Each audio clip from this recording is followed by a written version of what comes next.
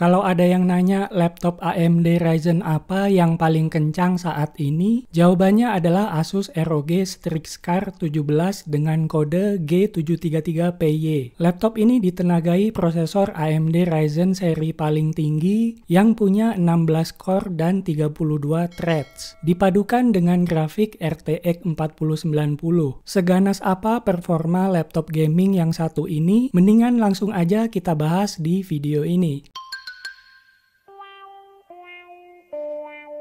Laptop ini sebetulnya sudah pernah saya bahas beberapa waktu yang lalu, tapi yang saya bahas waktu itu adalah Asus ROG Strix Car 17X 3D, di mana prosesornya menggunakan teknologi 3D V-Cache. Sedangkan yang saya bahas kali ini adalah varian standarnya yang tidak punya 3D V-Cache. Jadi perbedaannya itu cuman di prosesornya aja, selebihnya sama persis. Untuk spesifikasi lengkapnya, prosesornya AMD Ryzen 9 7945HX varian standar, di mana prosesor ini punya 16 core dan 32 threads. Base clocknya 2,5 GHz dan boost clocknya 5,4 GHz. L3 cache-nya 64 MB dan TDP-nya 55 watt. Untuk GPU-nya menggunakan RTX 4090 dengan VRAM sebesar 16 GB. Kemudian RAM-nya 32 GB dual channel DDR5 4800. Penyimpanannya menggunakan SSD NVMe Gen 4 1 TB. Kemudian layarnya 17 inch, panel IPS, resolusinya 2560 x 1440 atau 2K. Refresh rate-nya 240 Hz, DCI-P3 100% dengan response time 3 millisecond. Kemudian untuk hasil benchmarknya di sini saya akan bandingkan dengan ROG Strix Car 17X 3D. Perbedaan utama Ryzen 9 7945HX 3D dengan yang versi standarnya ada di L3 cache-nya, di mana yang versi 3D L3 cache-nya 128 MB, sedangkan yang versi standar L3 cache-nya 64 MB. Walaupun L3 cache-nya lebih kecil, tapi kalau dibandingkan dengan Core i9 generasi ke-14, masih lebih besar Ryzen 9 7945HX. Semakin besar L3 cache-nya, semakin tinggi FPS yang bisa didapat pada saat gaming. Untuk CPU benchmark-nya menggunakan Cinebench R23. Untuk single core-nya Ryzen 9 7945HX 3D unggul tipis dibanding versi standarnya. Sedangkan multicore-nya hampir sama skornya. Kemudian di Geekbench 6 juga sama, skornya beda tipis baik single core maupun multicore-nya.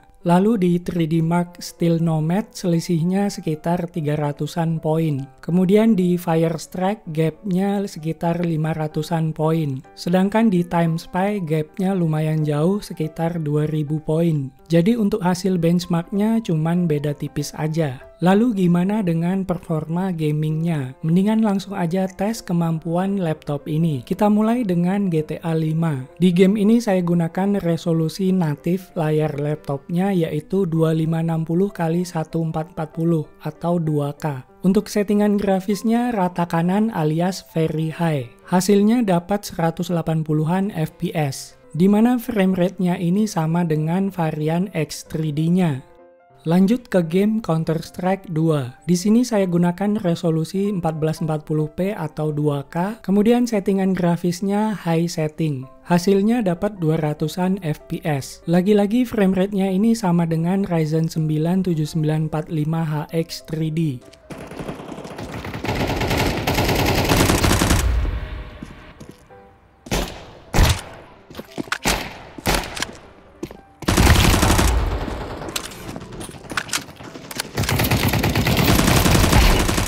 Kemudian di game Red Dead Redemption 2, saya gunakan resolusi 1440p dengan settingan grafis ultra alias rata kanan tanpa DLSS maupun FSR. Hasilnya dapat frame rate 70-80-an FPS. Frame rate-nya ini lebih rendah dibanding Ryzen 9 7945HX 3D. Ini hal yang wajar karena L3 cache yang lebih besar memang bisa dapat FPS yang lebih tinggi.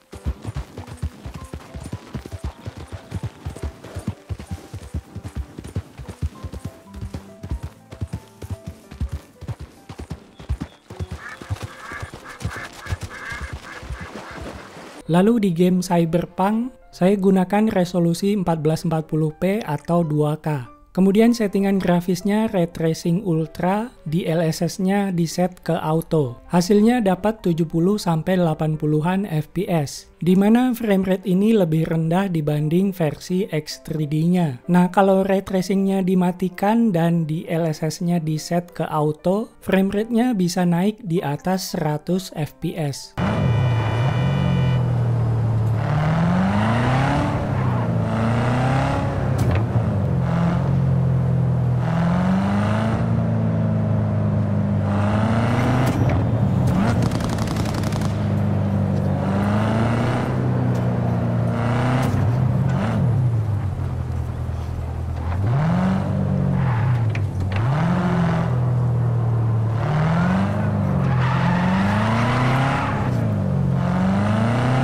Oke, kita lanjut tes emulator. Yang pertama, emulator Xbox 360 menggunakan Xenia. Untuk gamenya di sini saya tes dengan game Halo 3, resolusinya 4K. Gamenya bisa berjalan dengan sangat baik di 30 fps. Framerate-nya cuma 30 fps karena gamenya memang di limit di 30 fps.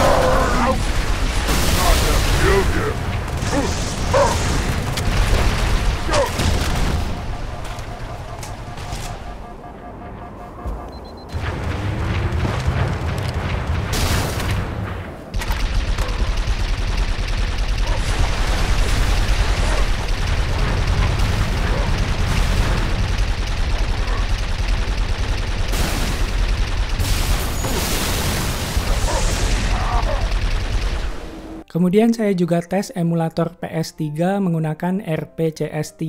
Gamenya God of War 3, resolusinya 4K. Gamenya berjalan dengan sangat baik di 60 fps. Jadi laptop ini sanggup menjalankan game PS3 di resolusi 4K tanpa masalah.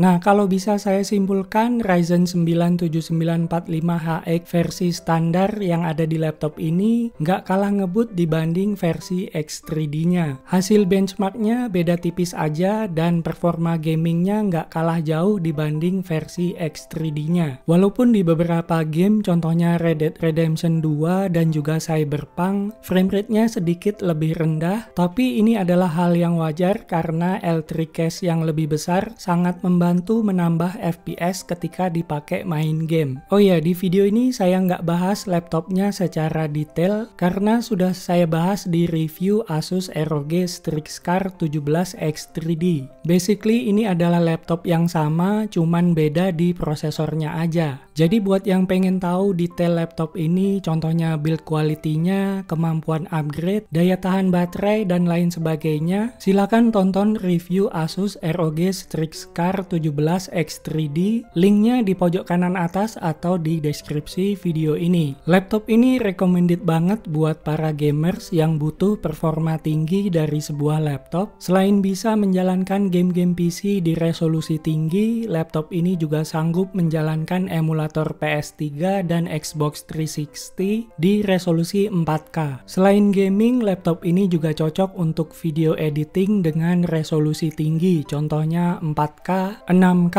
atau bahkan 8K. Layar laptop ini juga cocok untuk color grading karena DCI P3-nya sudah 100%. Oke, itu dia tadi review Asus ROG Strix Car 17 versi standar yang ternyata nggak kalah ngebut dengan versi X3D-nya. Buat yang mau beli laptop gaming ini bisa cek link pembeliannya di deskripsi video ini. Dan segitu aja videonya, jangan lupa like video ini dan subscribe ke channel KD Gadget. Kita ketemu lagi di video selanjutnya.